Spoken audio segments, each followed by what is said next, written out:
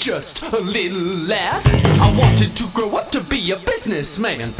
Then my daddy, he showed me how to surf, and I decided that day I was never gonna work. So I threw away my school books, away in the trash, and sold my car for a little bit of cash. I bought a guitar and I started a band, and now I surf in the ocean and play music on the sand. Yeah!